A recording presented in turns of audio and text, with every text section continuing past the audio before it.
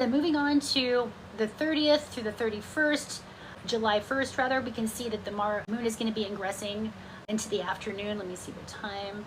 It looks like it's going to be mid-afternoon on July 1st. It's going to be ingressing into Libra. When the moon goes into Libra, that happens exactly at 5:47 p.m. Eastern Standard. So again, when the moon shifts signs, you're going to feel the mood changes, right? Think of the etymology. There's only one letter off. Just really tuning into the moon cycles. With the moon ingressing into Libra, it's about relationships and your interpersonal relationships and wanting to connect with other people. When the moon ingresses into Libra, we tend to feel the need to socialize more, to connect more with other people. So again, we still have Mars there taking action. So this might be, for me, what I'm seeing is starting some sort of workout routine with friends, with neighbors, with others, again, who are also maybe changing their habits, wanting to take more healthy practices. So this would be a good time to start that bicycle club, that hiking group, really setting intention to connect with others of like-minded and similar values, because that's going to bring momentum and change, incentivization for you to change, right? I'm thinking like accountability partnerships, that when you can do things together as a collective, then momentum seems to shift quicker, right?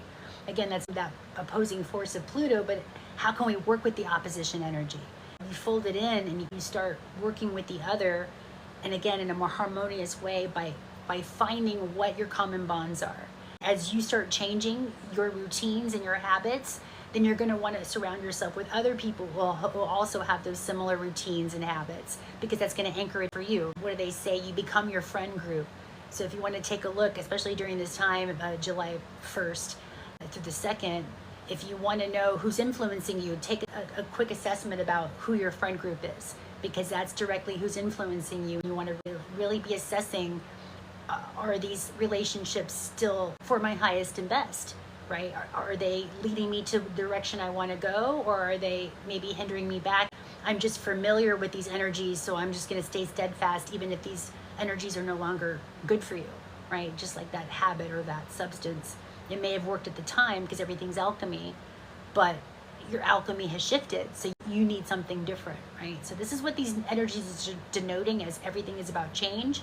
If that's the only constant, is that we don't change, is that we are constantly alchemizing and moving, and again becoming, I think of like turning lead into gold, purifying our vessels. And if you do it with intention, you do it with collaboration with other people who are also intending that healthier lifestyle, not only will you have more fun, but you'll just have a better experience of the whole process, right? Because with Virgo, South Node Virgo, it's all about processes.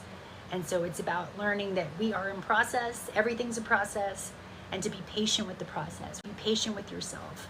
Again, do these things that nourish you, that help you feel good in your body. This is also very Jupiter in Cancer. And then moving on to the July 3rd, which is the 1 week from today, the moon will be ingressing into Leo, or to Scorpio rather. And with Scorpio, it's about transformations. Yeah, so this is going to be happening on July 3rd and 4th. So with Scorpio, we know that it tends to be the transformer. When the moon ingresses into Scorpio, again, the moon affects our moods. And the mood with Scorpio tends to goes to the hidden realms. It goes to the underworld. It's ruled by Pluto. And we know that Pluto is still in Aquarius right now, so it's going to be squaring off that energy. And so again, power dynamics may show themselves, especially within groups, organizations. I'm thinking for some of you, it might not be all of you, but work dynamics that might be coming to a head that you're really going to have to face, get to the root of, because Scorpio will help you get to the deep psychological wounds, why you keep attracting these power dynamics within relationships. And a lot of it has to do with dynamics that we got initiated through our family, that we inherited, or that we learned these certain behaviors with our family structures. Now have carried it over into work, in our jobs, how we relate to others. With the moon ingressing into Scorpio at this time, this is going to be an awesome opportunity, especially since it's going to be squaring Pluto, that some power dynamics might be showing up, either in the workplace or within family structures. And again, I like to ask, what's right about this? How is this here to help you, to serve you? Because it's bringing all this, I would say, toxicity up to be healed, right? It's like a wound that festers. It's been festering so long that you're ready to pour some hydrogen peroxide on it. You're being supported actually with Jupiter in Cancer, because it's going to be trining that energy. So you're going to be expanded by really, and with the sun there in Cancer, willing to see the shadow in a more loving way. in a more nurturing way. Because the shadow just wants to be seen and acknowledged. We all have shadow, right? We all have the dark side of us, of our personalities within us. They might be expressed or brought up to be looked at. And again, this is happening for you.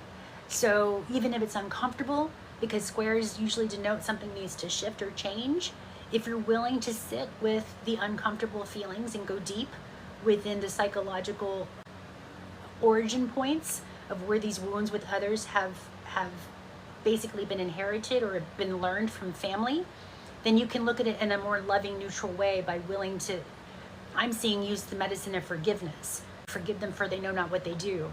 So forgiveness is a powerful tool, but it's again one that has to be worked with and practiced with. It's a practice. It doesn't come, it may come easily for some people, but for some, depending on the trauma or the storyline, it may not be that easily accessible.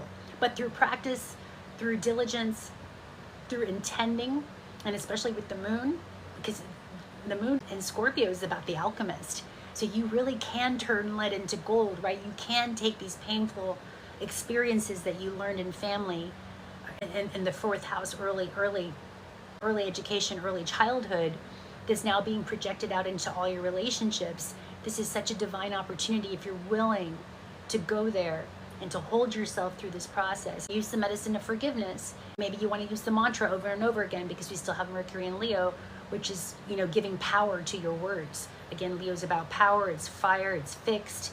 So maybe using repetitive, self-empowering mantras, and maybe just the simple mantra, I forgive myself and everyone for everything. You just keep saying it. I forgive myself, and maybe name yourself, right? I forgive myself, L-I-V, and everyone for everything. Just make that part of the practice, right? It's like the muscle that you build so that you can have a better experience of this reality timeline. Because again, that's what this channel is about. It's intending to empower you, to ignite you, and to know that astrology is just a story like everything else. We're learning to tell better stories and have a better experience based on staying present with the energy, learning how to navigate and ride these waves, these currents, again, through wholeness and connection to all is self. Everything is you. If you're willing to step into those ways of thinking and perceiving, from my experience, it tends to be more empowering to think this way and to give you more sovereignty. It's more responsibility, but it gives you more sovereignty and how to navigate what appears to be out of our control. And really all you can do is control yourself, right? Even that sometimes is challenging. Anyway, these are just some cosmic reflections. And again, if you guys want a copy of your birth chart, please reach out to me, livzenastrology@gmail.com. I'd love to send that to you. All I would need was your date of birth, time of birth, and either the AM, PM, and location of birth, and I'll send you a free PDF. And then if you want to explore astrology even further, I created this 101 ebook years ago, actually, for my own self-gnosis and my own self-study. I've already organized that, and I would love to send that out as well. All right, guys, thank you so much for being here. I really appreciate your time and energy. I'm so grateful that we are here connected through this astrological community and the language of astrology. I really feel like it's such a unifying language. I'm just grateful to speak it and to get to connect with you guys in this way. So thank you so much for being here.